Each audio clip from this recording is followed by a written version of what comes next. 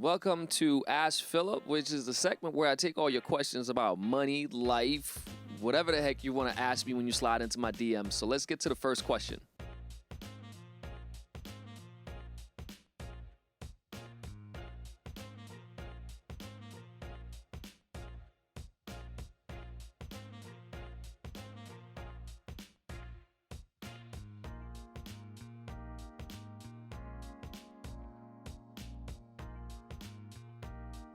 Well, what I'm seeing here is a typical example of basically manifestation of trepidation. You seem to be overthinking the process a lot. Even your question was very scattered. There was a lot of pretext, context that I really didn't need. What you're really asking is saying, look, I want to buy a 4-family property. Live in one unit and rent the other ones out. Is that a good idea? Yes. Then you mentioned what you make and what your wife makes. All of that doesn't really matter to me. What you need to do is you need to go to a loan officer or to the bank and get pre-qualified. Then you find out exactly what your buying power is with what you make. So here's the thing. When you face any type of situation, don't overthink it. Just figure out, okay, how do I get from A to B, B to C, C to D, and so on and so forth. You want to get to home ownership on a property. Work backwards from there. Okay, all right, what do I need to get? I need to get the financing, I need to find a property, and I need to make sure I have enough money. Well, you seem to have enough money, but do you know how far that money stretches? No. So that's what you need to figure out. Talk to the loan officer. They'll look at your financials, look at you, the two of you together, and they'll say, you know what? You can buy a property for $400,000. Now you know where you can shop. If you don't have any of that, there's no wonder that your thoughts are kind of all over the place. So just figure out what your buying power is, number one. Number two, once you have that, you go shop for properties within your buying power. It's kind of like if you get $50 in allowance, right? You know you can buy this amount of candy, that amount of candy. Like, it's really child logic that also applies when you're an adult, except for we tend to overthink things when we become adults, when actually a child could make better decisions. Seriously. So just figure out what your buying power is. Go shop for stuff within your range where you want to live, and then move towards getting closer to closing. That's it. That's all there is to it. All the extra stuff doesn't even matter. You know you make $5,000 here, $3,000 here. That's $8K a month. That's around $100. Well, it's $96,000 a year. Now with that, you should be able to be pre-approved for a pretty decent amount. Go find out what that is and go buy it. That's it. Next.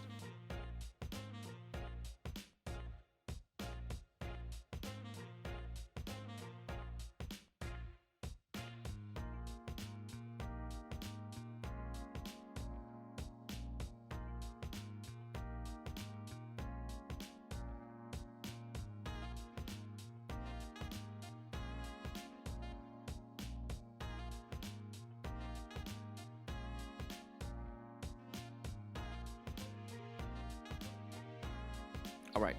Again, I answered a different question that was similar to this. There's a lot going on. I see all the words, and all the words just showcase to me that it's an unformed and a fragmented thought. In life, generally, anything that takes more than 25 words to articulate is an unrefined thought. Try again. Try better.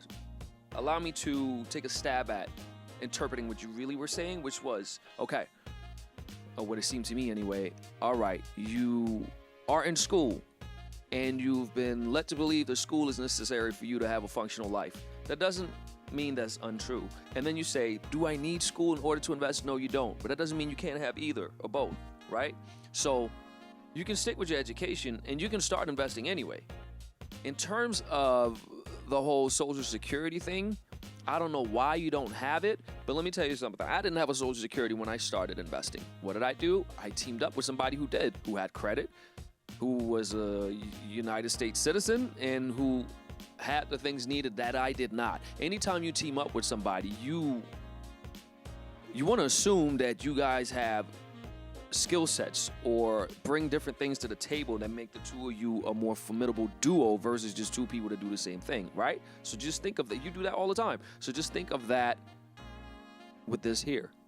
If you're in school, I'm sure you can find people who are into the same things as you, and you can find a way to get it done. And even if you can't, figure out how to get a Social Security number. And in the meantime, and while you do that, you can finish school, you can save up.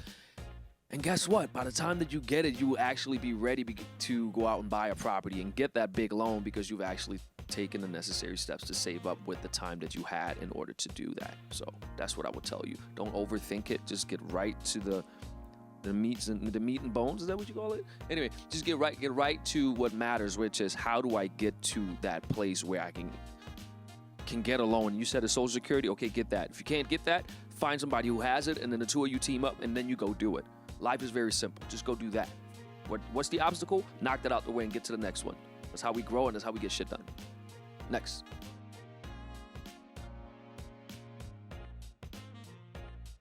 See, the reason I even wanted to consider this question is, again, and I said this many times, but I want to make sure this point gets hammered home. If you ask someone, can you mentor me? Why would they? Think of it this way. If you look to someone that you think is, I don't know, good at something, disciplined, successful, whatever, you probably would have to assume that everything in their life is carefully curated in a way that adds value to their life. So in order for someone to move away from something that's already carefully curated to add value to their life, you have to show how you can add more value to replace that other part that they now have to remove. Does it make sense? I don't know, you're thinking, well, you're helping this and that. Can you just mentor? But here's the thing. In order to get mentorship, right, you can get that in a number of ways. You really learn by doing. So if you want someone, whether it's me or somebody else, to mentor you, simply find somebody that's successful in your field. Maybe not too big so you can't reach them. And hit them up and go, hey, I like what you're doing. I have this skill set. I'd love to help you out with this. Get close to the person. You will automatically learn from being in their vicinity. And if they're working with you on certain projects, you will automatically learn and be mentored. Have you never been into a job when you get trained? That's a form of mentorship, right? Make you better than you were before. In a job setting, it's just so you can perform and do your job, quite frankly. But think of it this way. Not think about, oh, what can you do for me? Think about, how can I add value first, second, and third? And if you do that, there's going to be plenty of people that's going to want to help you voluntarily. But if you keep asking people, if you ask people if they can mentor you, they'll probably ignore you. But I'm actually giving you these tools here. So I guess I am mentoring you, so you got me. But yeah, take that approach to be good. If not, just join the tribe. And then there's other mentors in there to be glad to. But I guess I'm mentoring you, but if you ask me directly, the answer is no. That's all from me. Thank you guys for watching Bold Business. Make sure you follow us everywhere. If you have any questions, just slide into my DMs, hit me up. Let me know if you want something you have something that you want me to answer, and we'll get right to it and feature it on the show. Till next time, peace out.